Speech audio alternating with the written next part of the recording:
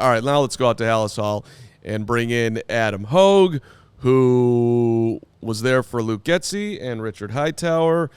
7 or 8, Hoge, explosive plays that were available to the Bears on Sunday. What's your take on Getsy saying that there were 7 or 8 plays out there that the Bears didn't hit and they got to work on their execution? Well, first of all, I was trying to practice the Chris Collinsworth slide there, but Law wouldn't throw me up on the screen until I came back in front of the camera. Come on, man. These are the explosive plays that are left out there, the details. Yeah, I agree. I agree. True story. But, there's a lot of moving parts here with the this product that I'm trying to anticipate. Also, Carm, I was set up to go to you, and then Carm just threw an ad break in there, so I know. I know. Don't worry. I only gave him a 6-minute warning that I was ready this time, so that's not me. That should have been. I should have given him more time. Don't look down at your phone. You're not looking up at the guest enough. Now there's a 6-minute warning on the phone. Which way is it, Coach Hoge? Not so easy in that seat, is it, my friend? Hey, you guys are doing a great job. I've enjoyed most of the show, to be honest with you. I've been listening, and nice effort at trying to create some type of rivalry with one of the best successful sports towns there is right now, and trying to compete with that. Yeah, they suck. I think Colorado's got us.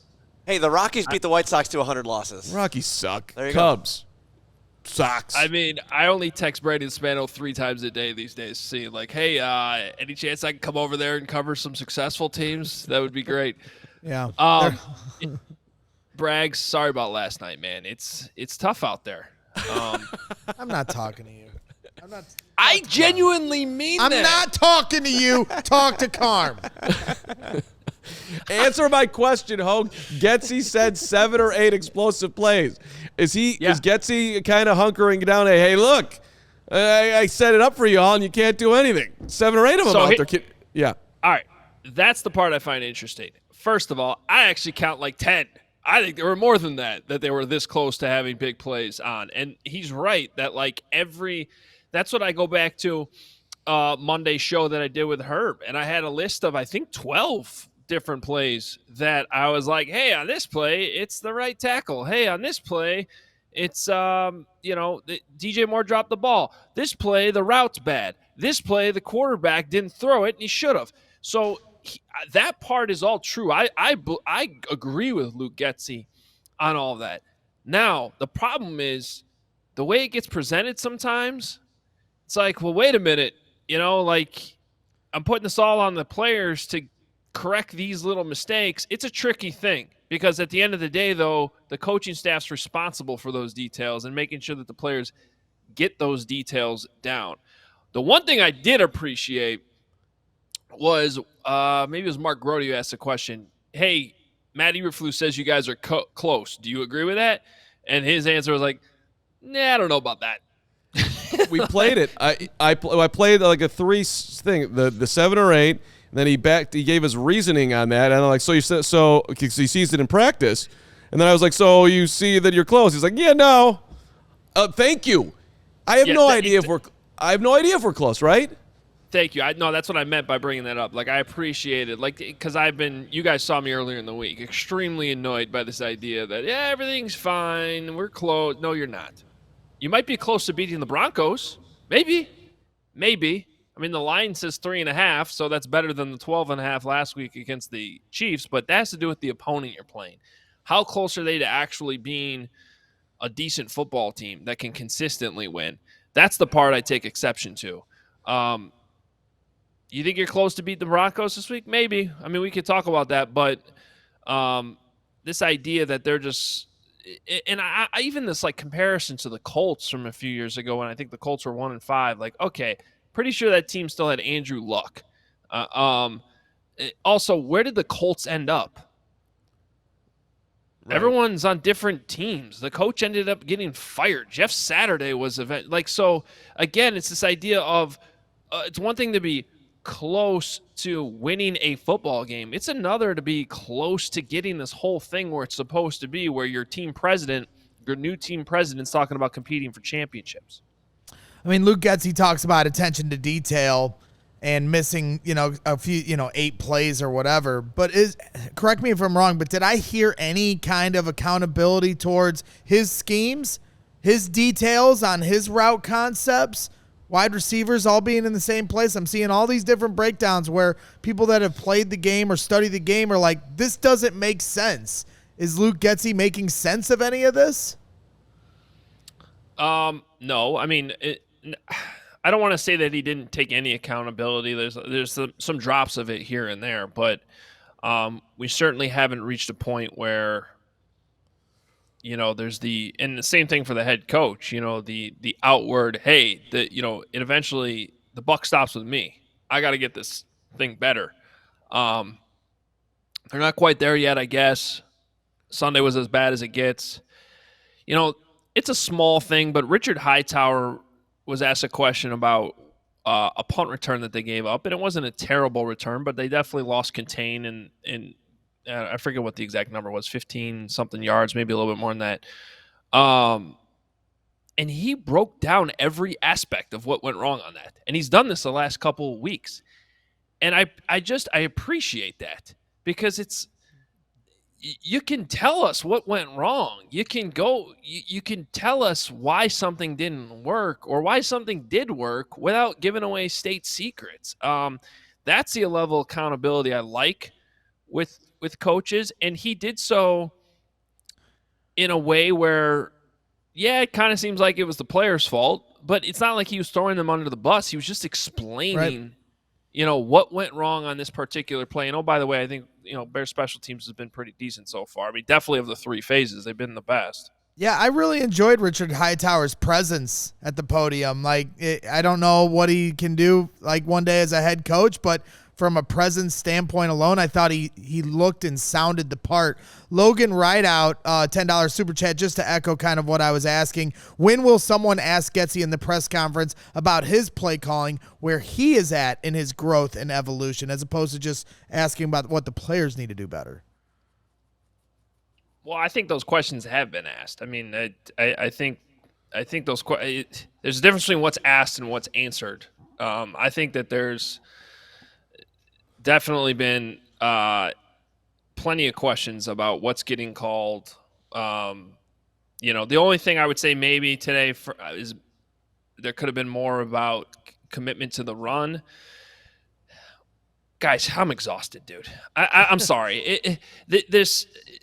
I've been through this charade too many times, and I get that it's part of the job. It's part of our job. It's part of their job to answer the questions.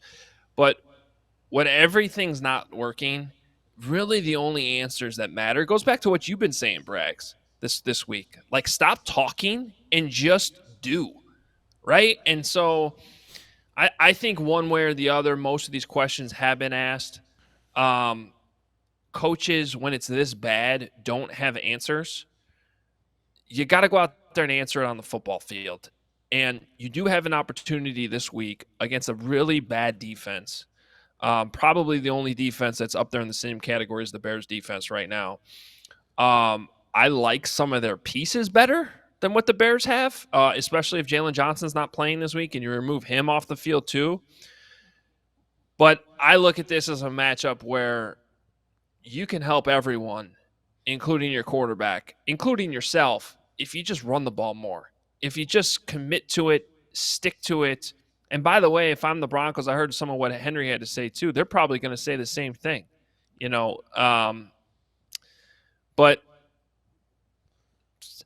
until we see it, and I don't know what else there is to ask or answer at this point. The Bears just got to get it done.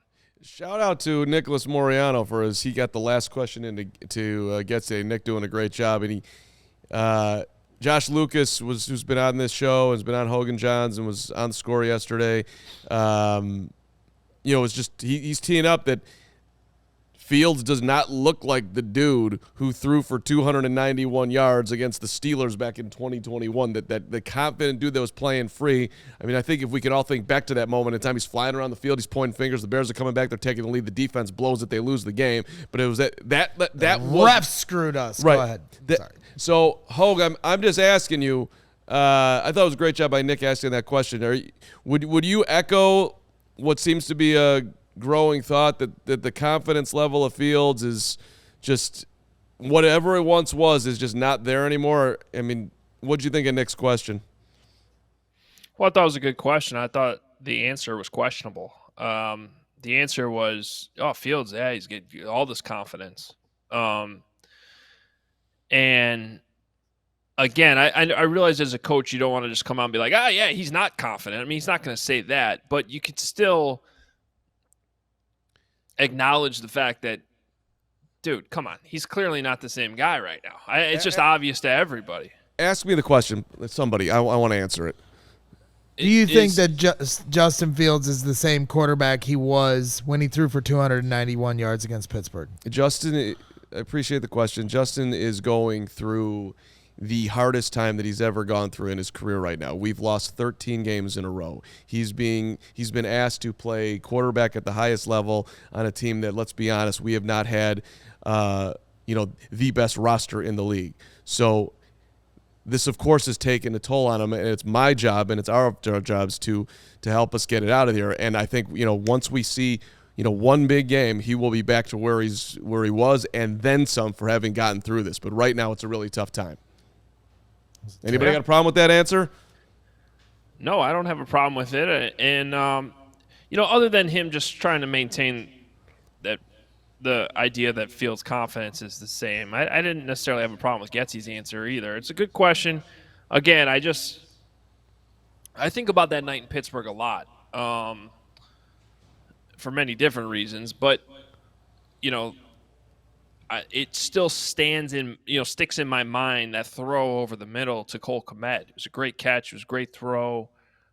Fields played great. I remember being in my hotel room in Pittsburgh the following morning with ESPN on, and the conversation was all about two things. And it was the ridiculous butt bump by Tony Correnti on Cassius Marsh that drew that ridiculous taunting call, which I was the one who interviewed Tony Correnti after that game as the pool reporter about that. But the other part of it that they were talking about was how good Fields looked. So it wasn't even really about the Steelers winning the game. It was about Justin Fields and how the Bears got screwed. So we're a long ways away from that right now. But it's interesting that's come up because I held on to that. Because remember, Fields got hurt after that. The rest of the season didn't really go as planned. But when we were going into last season, going into 22, I know myself included, a lot of us were hanging on to that game in Pittsburgh to see, the potential of Justin Fields.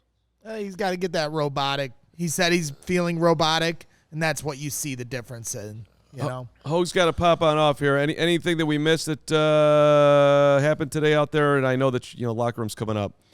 Yeah, not much else from those two press conferences. I wouldn't expect any major changes on the injury report today. Bears have their hands full. I would just say I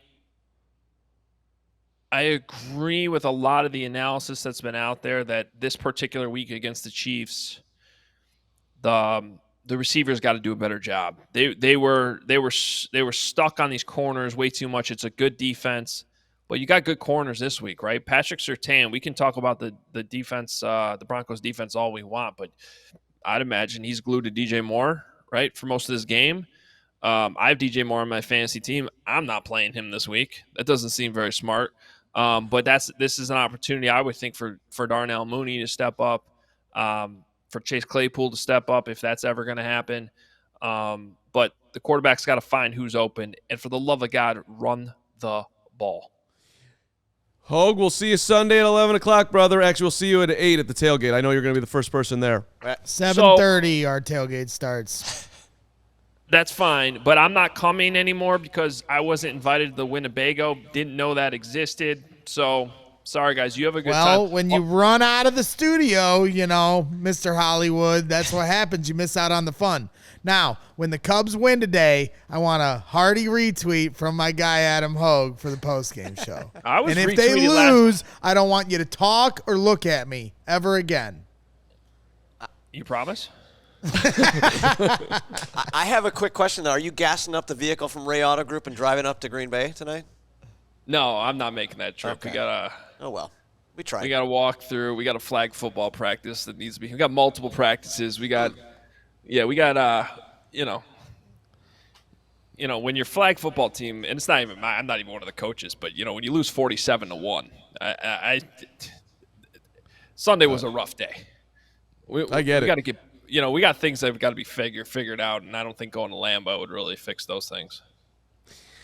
All right, Adam, we'll see you Sunday whenever you get there, because I know you're going to be there. And look forward to your coverage. I'm coming to the tailgate. I'll see everybody there. I'm looking go. forward to it. It's going to be a fun day. Braggs, you text me what time I'm supposed to be there, and I'll be there. 6 a.m. We're setting up. There it is. No chance I'm there at 6. All right, we'll see you. Hollywood Hoge. There it is. I'll have it set up for him. Don't yes. worry.